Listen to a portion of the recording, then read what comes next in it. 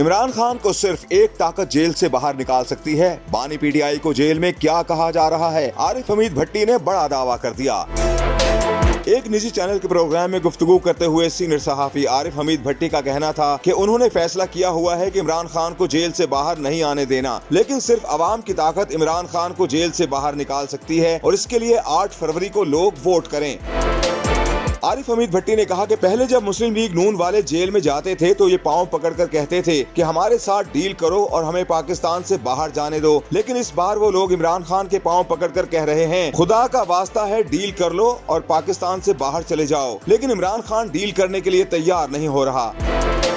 आरिफ हमीद भट्टी का मजीद कहना था कि अदालतों के फैसलों पर बोलने पर सहाफियों को तो FIA से नोटिस कर दिए और मैं खुद FIA के सामने पेश हुआ, लेकिन मुस्लिम लीग नून वाले जलसों में जजों को धमकियां दे रहे हैं, उनको तो कुछ नहीं कहा जा रहा। मुर्तजा सोलंकी के ट्वीट हम दिखा नहीं सकते, वो जजों के बारे में क्या क्या कहते हैं, उनको तो 7 खून मुआफ हैं, लेकिन अगर मैं उनके हाथों से जिंदा बच गया तो मैं मुर्तजा सोलंकी के खिलाफ एक बहुत बड़ा स्कैंडल सामने लेकर आऊंगा। हमें सब पता है ये क्या कर रहे हैं।